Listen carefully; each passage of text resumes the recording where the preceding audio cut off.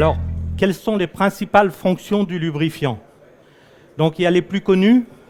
Le lubrifiant, comme son nom l'indique, est là pour lubrifier le moteur, faciliter les glissements, éviter les contacts. Il est là pour nettoyer, c'est-à-dire mettre en suspension les impuretés pour qu'au moment de la vidange, les impuretés soient évacuées avec l'huile usagée. Il est un complément au refroidissement du moteur avec le liquide de refroidissement et bien sûr l'air. Mais il a aussi d'autres fonctions. Il est là aussi, et notamment ça c'est très important dans le milieu de la marine, pour éviter la corrosion, de protéger tous vos organes contre l'usure. Et ça c'est un point important, assurer l'étanchéité, c'est-à-dire qu'il faut toujours utiliser dans un moteur un lubrifiant bien adapté à la préconisation du constructeur. Sur un moteur sur lequel les jeux sont plus importants, le constructeur va peut-être vous préconiser une huile un peu plus épaisse que sur un moteur sur lequel les jeux sont moindres.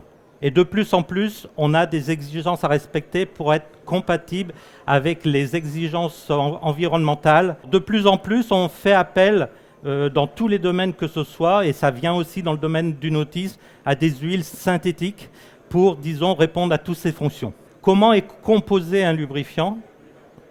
Il y a deux grandes catégories de composants, des huiles de base et des additifs. Au niveau des huiles de base, traditionnellement, ce qu'on a utilisé depuis de très nombreuses années, ce sont les huiles de base minérales qui proviennent du pétrole.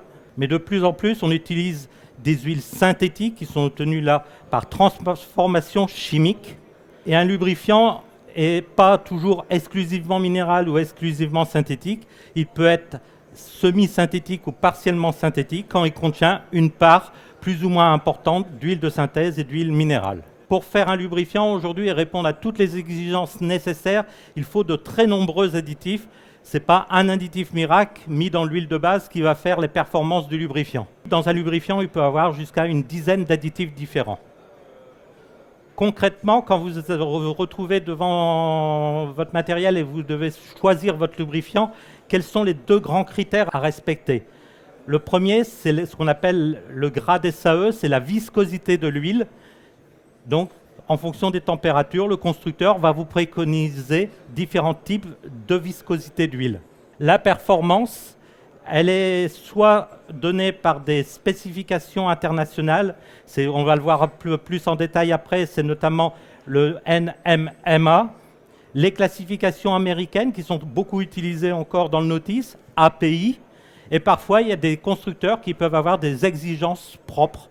Le bon lubrifiant ne va pas dépendre de la marque du lubrifiant, mais va dépendre que le fait que ces deux critères soient respectés. Donc il faudra la bonne viscosité avec le produit qui répond aux bonnes exigences du constructeur.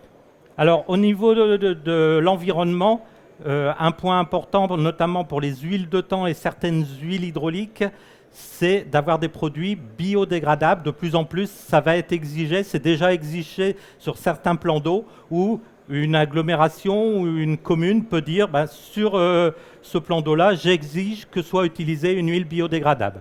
Et bien sûr, on doit tout faire pour faciliter, disons, la gestion des déchets. C'est pour ça que nos bidons sont en une matière unique, de façon à faciliter le recyclage de nos bidons. Alors au niveau des lubrifiants, en ce qui concerne les performances du lubrifiant, on a une différence à faire entre une homologation. Par exemple, on peut être homologué par le service NMMA ou on peut répondre à la spécification. Ce n'est pas du tout la même chose. Quand on est homologué, on a bien sûr fait tous les tests, mais on a fait aussi une démarche pour enregistrer et de façon à que l'organisme international vérifie que le produit que l'on met sur le marché est bien conforme aux exigences. Dans le cas d'une spécification, cette démarche de contrôle par un organisme extérieur n'a pas lieu. Elle est faite sous la propre responsabilité de la société qui met le lubrifiant sur le marché. Pour le premier point, qui est le choix de la viscosité de l'huile, c'est basé selon un grade SAE. Alors le grade SAE est utilisé partout dans le monde, que ce soit pour l'automobile, le nautisme, le poids lourd, etc. Cette classification se sépare en deux parties. La partie comportement à basse température et au démarrage et la partie comportement à chaud. Donc, devant le W, vous allez avoir le comportement à froid et au démarrage. Plus le chiffre est petit devant le W, plus l'huile permettra des démarrages faciles et, disons, une lubrification plus rapide et moins d'usure pendant les phases de démarrage. Donc une 10W sera plus favorable qu'une 15W au démarrage. Derrière le W, on a la viscosité à haute température. Là, plus le chiffre est important, plus le film d'huile à chaud va être élevé. Donc une SAE 50 est beaucoup plus épaisse à chaud qu'une 40, une 40 plus épaisse à chaud qu'une 30. Comme on va vers des viscosités à haute température de plus en plus faibles, les constructeurs, et ça a été introduit dans le grade SAE, demandent aussi un respect d'une viscosité à très haute température, à 150 degrés. C'est ce qu'on appelle dans notre jargon la viscosité HTHS. Là, vous avez sur ce tableau les mini de cette viscosité à 150 degrés pour chaque grade de viscosité. Donc ça, c'est international. Il y a une seule classification de viscosité, c'est le grade SAE, et est utilisé partout dans le monde pour tous les types d'activités. Maintenant, on va parler des performances des huiles avec les homologations et les spécifications. Alors, dans le domaine de la marine et du nautisme, et notamment dans le nautisme loisir, ce qui est beaucoup utilisé pour les moteurs essence, c'est le NMMA. Alors, c'est quoi le NMMA? C'est un organisme américain qui est donc le National Marine Manufacturers Association, qui détermine des spécifications pour les moteurs 4 temps et pour les moteurs 2 temps.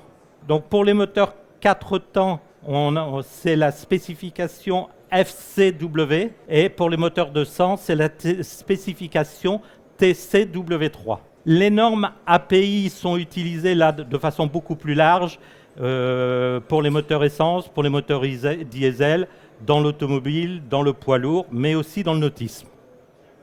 Alors l'API, c'est là aussi un institut américain, puisque c'est l'American Petroleum Institute, qui va évaluer des spécifications pour les différents types de moteurs. Mais pour les moteurs essence, pour tout ce qui est hors bord, 4 temps, on préférera les normes NMMA qui reprennent souvent les exigences techniques de base de l'API, mais qui exigent des essais complémentaires, notamment de corrosion en milieu marin, pour s'assurer, disons, de la compatibilité de votre huile avec le milieu dans lequel vous naviguez. Pour les moteurs 2 temps, il y a bien une norme API qui est API TC, mais qui est très très peu utilisée dans le domaine de la marine. L'API TC est plutôt réservée aux moteurs 2 temps terrestres. Là encore, on va utiliser le NMMA en termes de référence, et notamment la norme NMMA TCW3, qui est la dernière norme en vigueur, qui a remplacé la norme qui était TCW2 et la TCW tout court, qui sont plus anciennes. Là, pareil, il y a des essais en milieu marin pour avoir une huile bien adaptée à votre équipement et protéger cet équipement, quelles que soient les conditions extérieures.